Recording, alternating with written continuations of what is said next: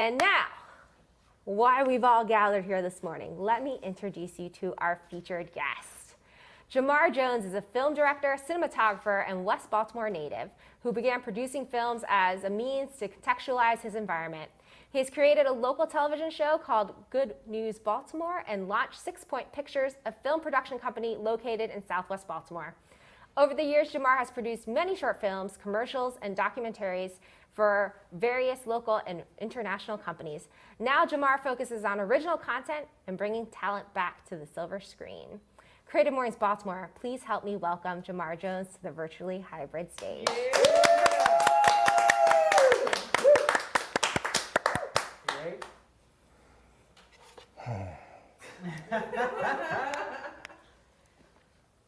Resilience.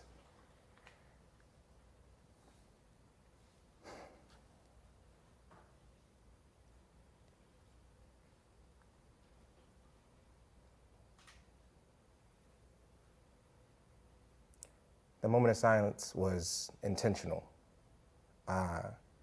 because before I begin, I want to make sure that I honor and pay respect to everyone on this earth who looks like me. Because your continued existence and through history, your continued existence is proof that you are the definition of resilience. So I wanted to just set the foundation for the talk before I begin, so that way you can understand the importance of it and it ties into my story. So some of you know me, some of you don't, but to just let you know, I'm a father, I'm a filmmaker, and I'm an entrepreneur. And I'm originally from Baltimore, West Baltimore, specifically Zone 15, around the Park Heights and Wally area for anybody that's watching. And as an artist, film production can be extreme. It could be like a perfect storm of things happening and more stuff happening on top of stuff happening. And then it could be moments where there's absolutely nothing.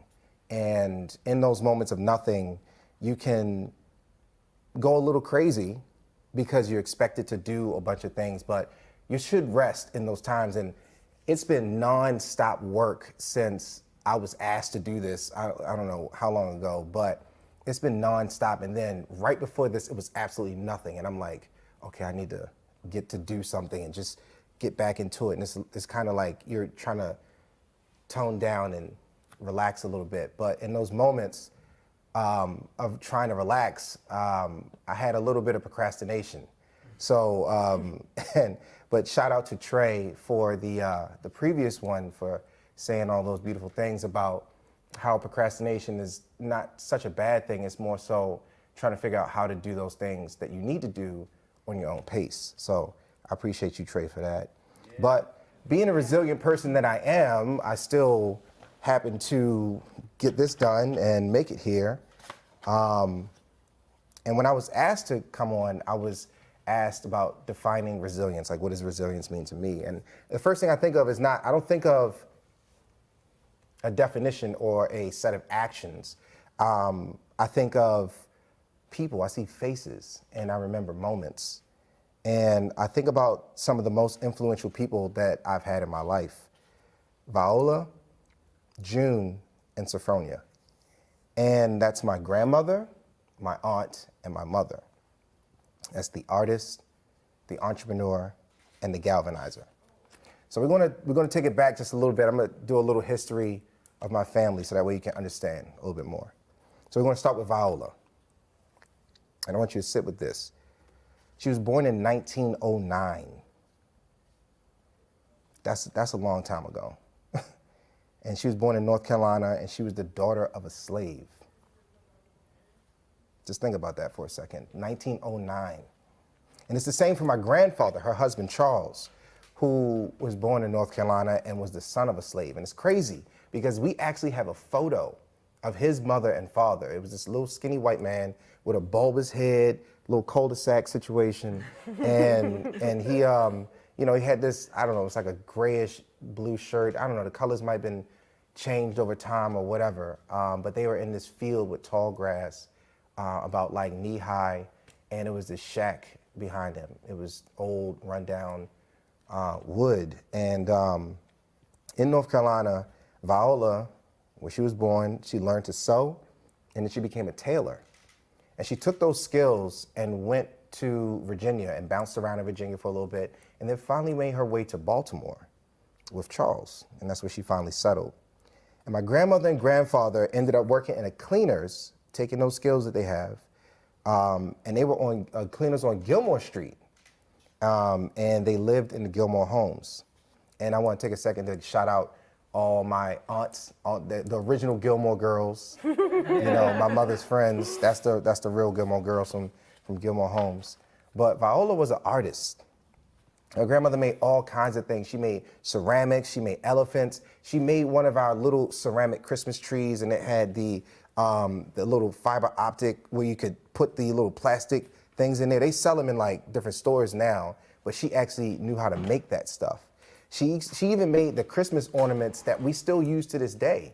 A lot of them didn't survive the times because me and my brother, we was bad. But we used to play with those, and of course with the cats and whatnot, they destroy those things. But she made a lot of those things, and we still have some. She made them a long time ago. And she also made my Aunt June. And everything that is Viola was sewn into Aunt June. Aunt June used to make wedding dresses. She made dresses for everybody, and she helped to run any business my uncle got them into.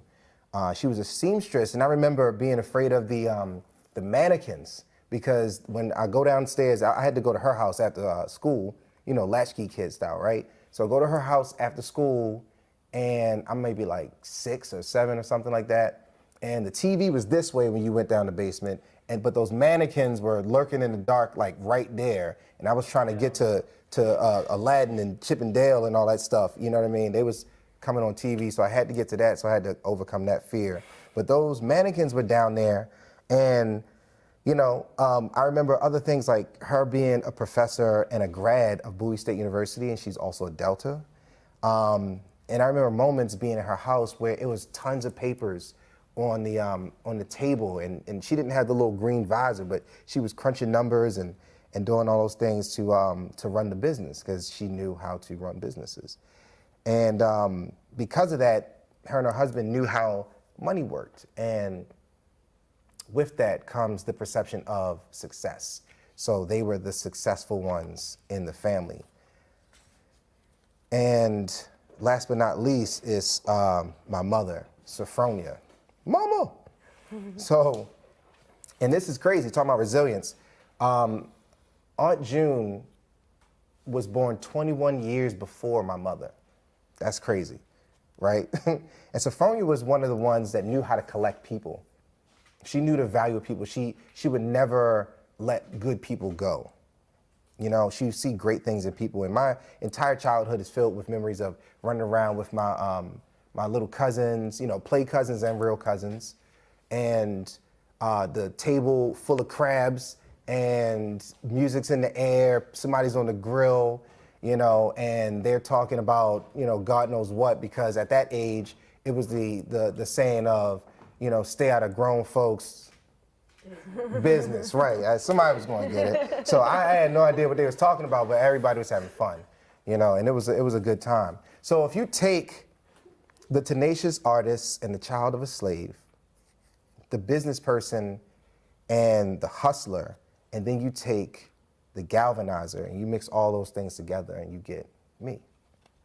Yeah. So because of that, I was an artist from the beginning and I didn't know it. And I was an entrepreneur from the beginning and I didn't know it.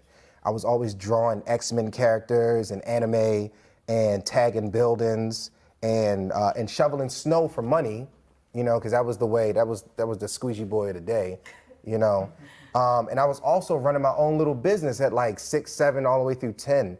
And I had my only 2 friends from across the alley helping me out. doing Olympia Sales Club. I don't know if anybody remembers Olympia Sales Club, but drop a line in the chat if you remember Olympia Sales Club. If you got like I got, then you remember Olympia Sales Club. You know, but we were selling all kinds of candy and Christmas cards and whatever to anybody in the neighborhood that would listen.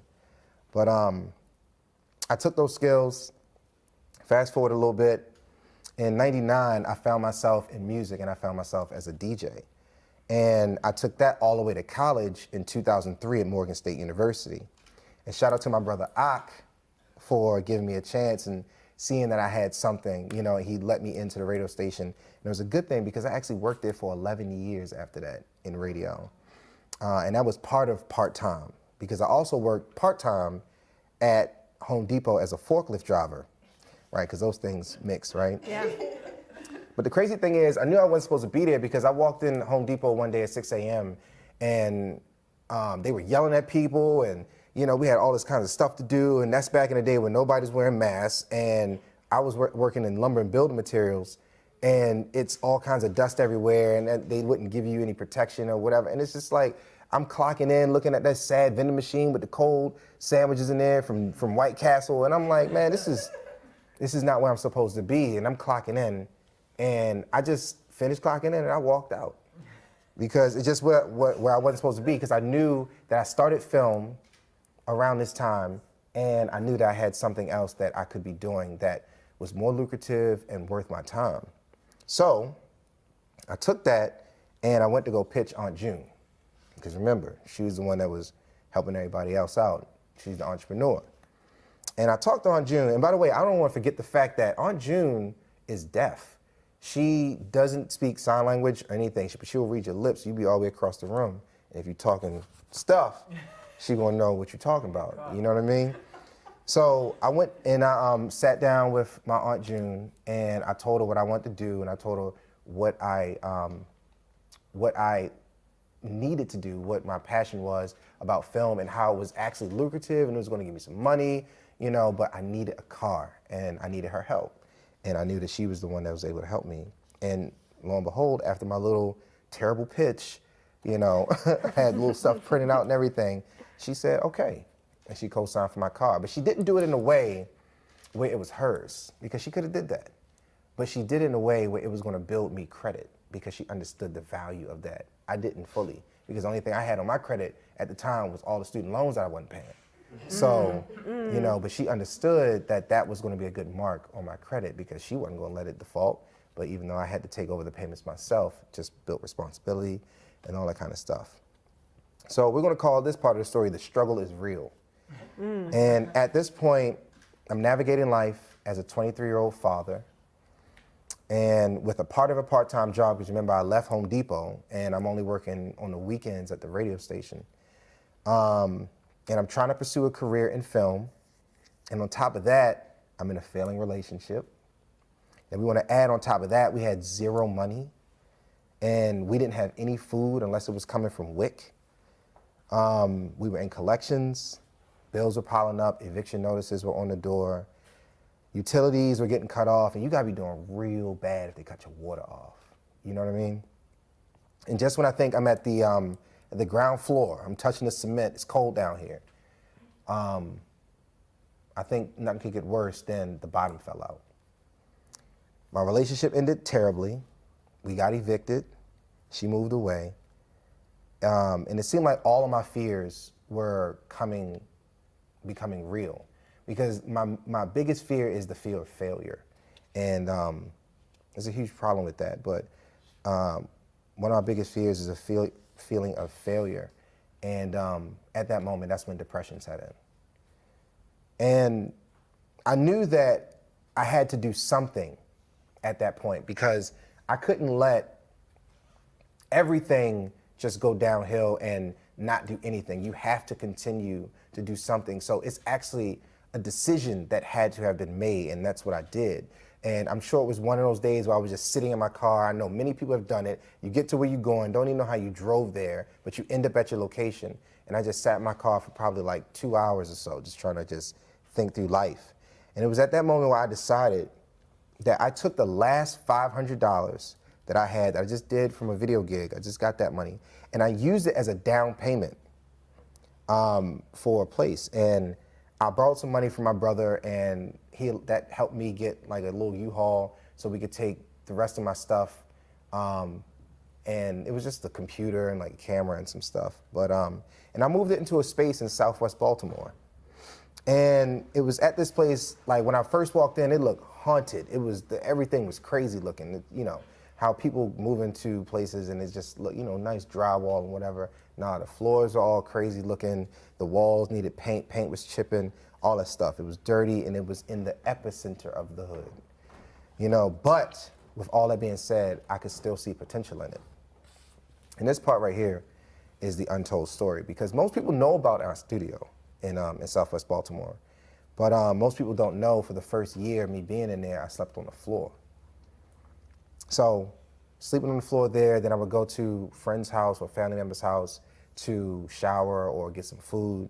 And my brother would give me money for gas, because I knew if I could at least get to my job, then that would get me to the next job. And then that would allow me to keep working. As long as I had gas in my car, everything could be, you know what I mean, whatever, everything could be late, but I would still be able to get to set, and that way I could still build my career, still build these relationships, and still bring in a little bit of money to keep going. And if anybody knows anything about my studio, they know when it's hot, and when it's cold, it's cold. So imagine sleeping on the floor in there for a year. All I had was a blanket, my computer, and my camera, and that's all I felt like I needed. And around that time, I was working as a Miracle Vista, just trying to keep some money in, and I was at Coppin State University, and I met this little Jewish woman by the name of Judith Wilner, one of the sweetest people you'll ever meet in your life. And she hired me because she saw something in me. She hired me to make a documentary about this woman named Carrie Beth Cryer. She's a photographer who curated for Coppin State College at the time and UMBC. She was the first woman, you should look this up, she was the first woman to actually capture herself giving birth to her daughter. So she's legit. She did a whole site visit and everything. And she put a mirror up in the delivery room. It was like a parabola mirror, one of those security mirrors. And she must have like set her settings. I don't know if she used a light meter, I don't know. But that'd have been crazy, right? But why not? She's already there, just do it all. And she was literally pushing, and she was taking pictures of herself giving birth to her daughter, Jasmine. Crazy story. And during this time, I remember little Judith climbing up, because the elevator's broke in our building. People that know me know that happens sometimes. But the elevator's broke, and she climbed 5 flights of stairs. This is an elderly woman. And it's snowing outside, it's cold. And we get into my studio, and we're sitting there editing the piece about Carrie Beth Cryer. And we, hands tucked in pockets, and she only pull them out to just point at something at the screen, and we're editing and whatnot. And then we finished the piece, and then she paid me for that. She paid me about $3,000 for that. And this is where you can do the little Pursuit of Happiness gif where he's, you know what I mean? You know what I mean? Like that, one of those moments. That's what that was. Because that gave me my second wind. And I stretched that money. I stretched that money so long. And I paid my rent at the studio. I paid my BGE. I didn't pay all my BGE, but I paid some of it, because, you know, if you pay something, they're not gonna cut you off. As long as you pay something, it's a little tip, it's free. But I paid my prepaid internet. I don't know if anybody remember Clear. And drop a line in the chat if you remember Clear. I had that. It was the slowest internet alive. It was basically dial-up, you know, but it's a hotspot, and that's what I used. And most importantly, I got a membership at a gym where I can go take showers, because that definitely helped a lot as well. And the biggest thing for me was the fact that I was able to buy me a couch, y'all. I finally got a couch, so I got off the floor. You know, that was a huge thing. And little by little, with every project I did, I took a little bit of money from that, and I used it to fix up the studio in pursuit of my dream to like create Good News Baltimore and create my company, 6 Point Pictures. And of course, you're gonna have bumps and bruises and trial and error and all kinds of different things that happen as an entrepreneur, and then you wanna multiply that by being an artist and feeling like you're not creative enough because you're not getting those opportunities to do the creative things that you really wanna do to allow you to explore yourself fully and truly as an artist. those things happen. And at that moment, I thought things were just good and things were looking up. And that's when I got the wind knocked out of me. Because at that moment, that's when I realized that Aunt June was now in hospice. And I'm a Pisces, y'all, so I know everything is super emotional and always personal. But in this moment, I remember Aunt June being in the room, and she stretched out her bony little hand. Her knuckles was all big, and I mean, she still had some strength in it, but her little hand, she reached out for mine, and she grabbed my hand, and she asked me, like she always does, every time I see her, she would ask, whether we had something to talk about or not. It doesn't even matter. She would always ask me, how's the business? Every time, without fail. And I would say, good. She said, you still have it? I say, yes. And then she said, then you're going to be just fine then. That was my confirmation. So when I think of resilience, I think of the amalgamation of the people who helped to shape me. I think about my history, and I think about my people. I think about the color of my skin. And when coming from only a few generations away from slavery, sleeping on hardwood floors to now owning my own home, and taking $500 and turning it into a multi-six-figure company, I think that resilience is reinvention of yourself and finding a way when there is no way, and creating balance, most importantly, and the fact that you never should underestimate the power of possibility. Thank you. Yeah.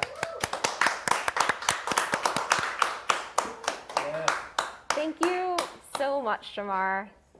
Truly, truly special to hear about your journey and the relationships that you have with three really incredibly powerful women, and just how they have helped shape you to be who you are. So really, thank you. Thank you. Thank you. It's now time for Q&A.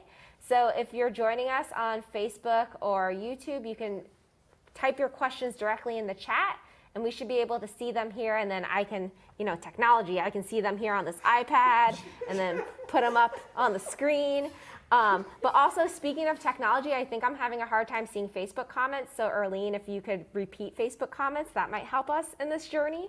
But to get Q&A started, the first thing I want to ask you, JaMar, is talking about this balance of being an entrepreneur and also an artist.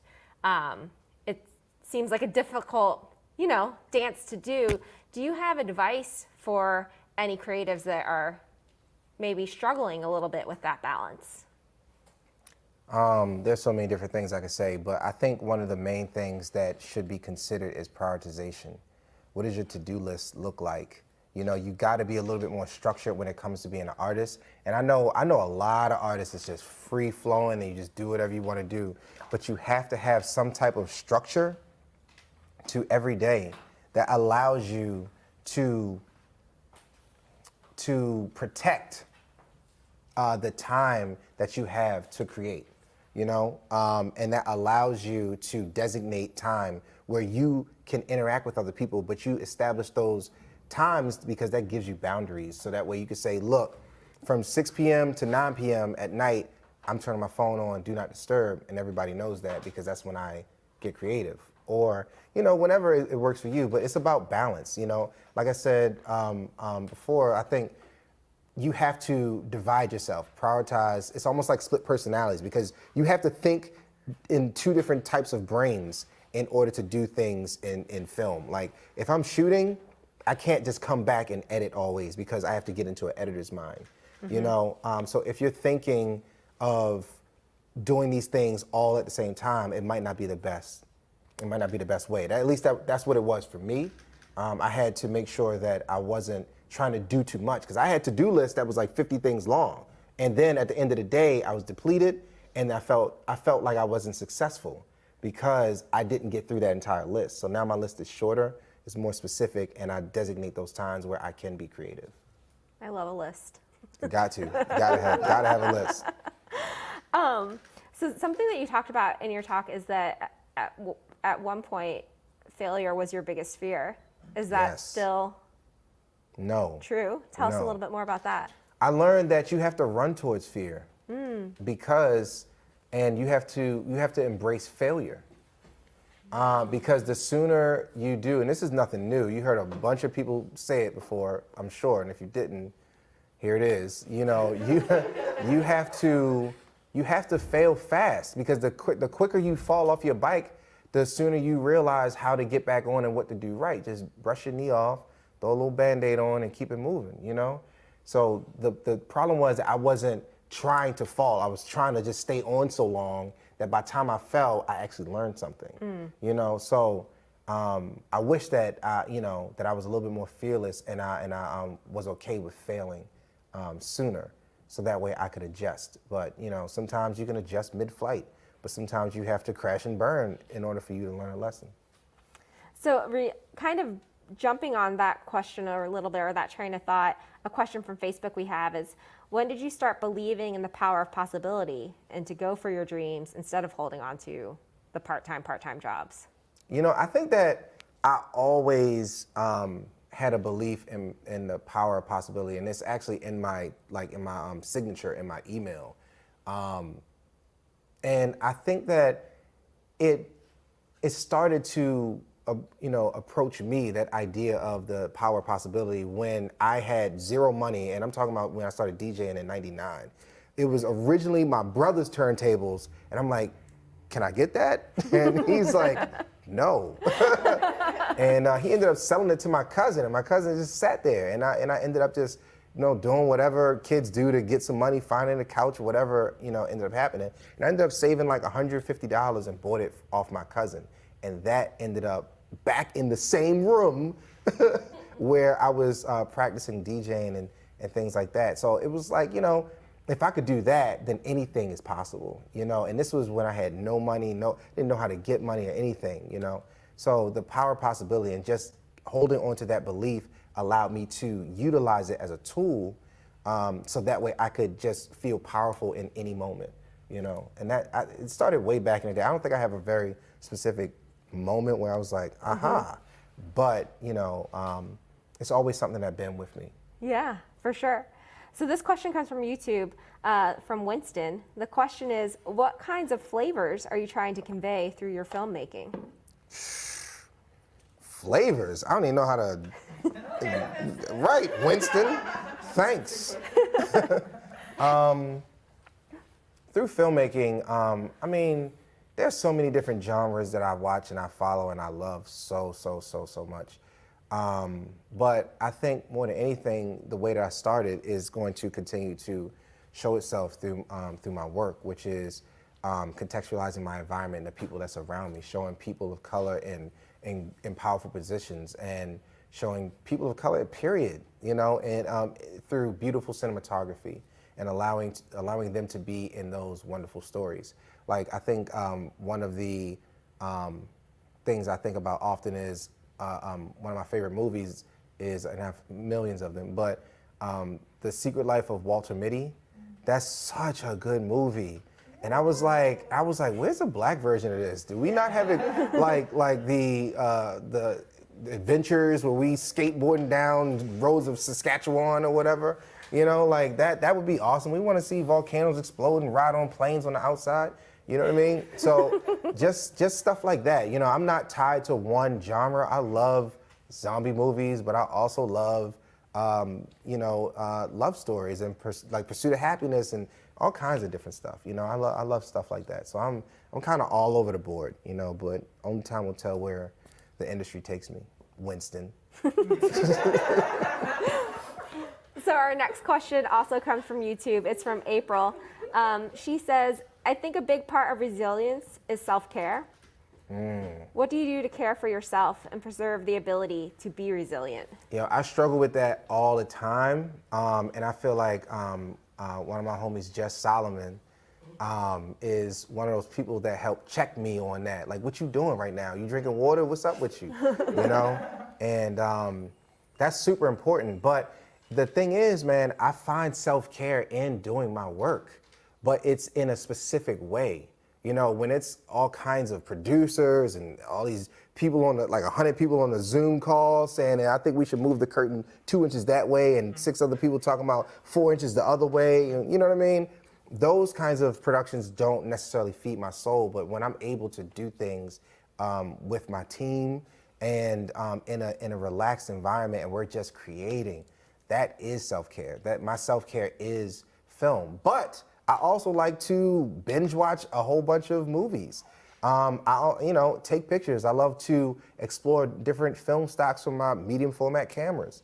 You know, different things like that. But it's always related to film. I might watch there's a lot of watching involved. I might watch tutorials and all kinds of things related to film.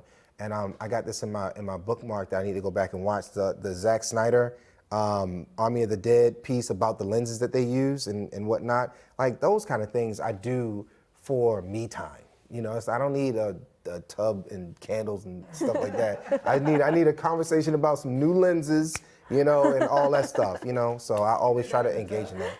I could do that in the tub. I might try to figure that out. Man. And shout out to Jess. She was a former Creative Mornings speaker. Yes, she was. She killed it. Our last in-person event actually was Jess in February of 2020. Yeah. Wow. I know. All right, our next question coming from Facebook. Fail fast is trendy with Silicon Valley right now, but there used to be a shame with entrepreneurial failure. Sometimes when you fail, you also are letting other people down. So how do you balance the needs to be fearless and do over with those who might be impacted by your failure? That's a lot, man. Who said that? I can't tell who said it because we're having some issues with Facebook, but it's coming from Facebook. Nah, man. But I think if I understand the question, the thing that I would do, because I'm sure that there's no one way to get to the end result, I believe. But the thing that I would do is to own it. I think failing fast is a part of the ownership, and it's the line in the movie Departed. Heavy lies the crown, you know, like that whole thing. You have to, if you're going to be in a leadership position, you have to own the fact that failure is a possibility, and you have to, you owe it to the people that's working with you to communicate that. So you have to say, this is what we're up against, team. I need you to give me your all. I'm going to do everything I need to do, and lead by example, you know. And if failure decides to completely take over, then that's something that everybody is aware of, and then they're okay with that, you know. But I think that you shouldn't hide those things, because if it's a possibility, everybody knows it already. So it's just that admitting it and owning it, I think, is a part of the fail fast. Because you have, I mean, even in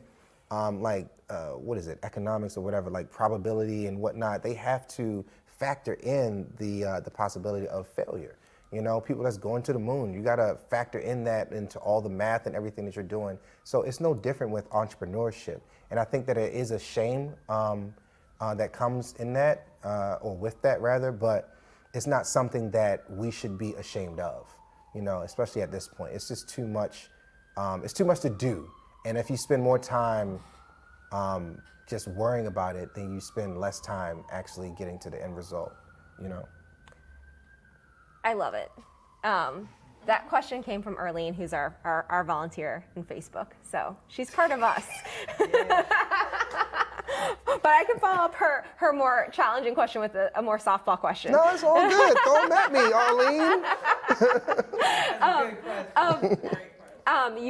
You're referencing that you're watching a lot of stuff, and that's part of the process for sure, and that you sometimes are binge watching shows. What are you watching right now, or what have you recently watched or consumed? Man, oh man, I just started Underground Railroad last night, and the cinematography in there is mind-blowing, and I'm just like, dang, Amazon got this, you know, like, because you don't see stuff like that all the time on Amazon. Amazon got some gems, but that is so gorgeous, and the story's shaping out really nice, and Nobody spoil it in the chat. Nobody spoil it. I'm only on episode 1, so I'm gonna go back and watch some more. But that's definitely one that I'm watching right now. So if you got Amazon, which I'm sure everybody in the world does, you should go check that out. Great. And who was that? Who was that again? Barry Jenkins? Barry Jenkins. Yes. Thank you. Yeah, it's beautiful. Oh, he also did that film in Miami that I'm forgetting the name of right now. One Night? Moonlight, yeah. Oh, you said Moonlight? Moonlight. Moonlight, okay. I thought yeah. you said the One Night in Miami. So beautiful, so beautiful. Yeah, gorgeous cinematography, gorgeous storyline, everything. So then... I thought y'all said Moon Knight. the character? Anyway. Somebody know what I'm talking about, Moon Knight. They follow comic books. I was like, he ain't do Moon Knight. So, if I may be so bold to channel Aunt June a little bit, how's the business going? It's going good. It's going good. Yeah, it's definitely going good. The entire team is flourishing, and we are getting jobs from different places, and it's going really well. So shout out to Aunt June for that. Shout out to my parents too. For not being too crazy about it. You know what I mean? That's a whole nother conversation, but stick to your dreams, everybody. Stick to your dreams. Who cares if the railroad is hiring, okay? Benefits will come, all right? Resilience, remain resilient. So, of course, we're going to kind of wrap up the Q&A. I just want to see if anybody has any questions in the room, because we have our skeleton crew here. And I heard last time that there were questions in the room, and I just didn't hear them. You asked my question. Yeah, what's your question? No, you asked. Oh, I already asked your question. Yeah. All right. All right, everybody. We got everybody's. We got. People are just saying, stick to your dreams in the chat, and shout out to Aunt June. So again, thank you so much, JaMar, for all your gems of wisdom, for being here this morning, for making this all look really great. I don't know. We'll probably post stuff on our gram later of showing this setup because it's a little more high tech than what it usually is. Just a touch.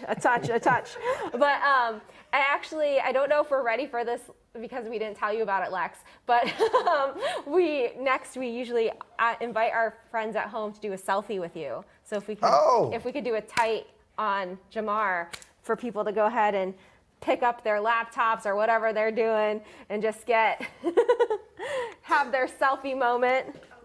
Henley, if you can. Which one? If you, which one I'm looking at? I don't know. Where to look. I don't know. All right. Okay. I need those glasses, y'all.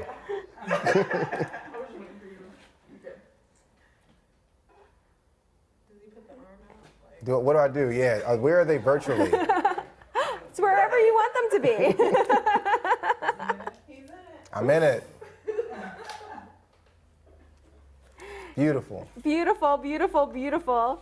So yes, thank you again. Thank you. It's been such a pleasure. I want you all to please save the date for next month's talk. It's going to be on Friday, June 25th, where we'll be welcoming Joanne Emwiser to our virtual stage to speak on the theme of matriarchy.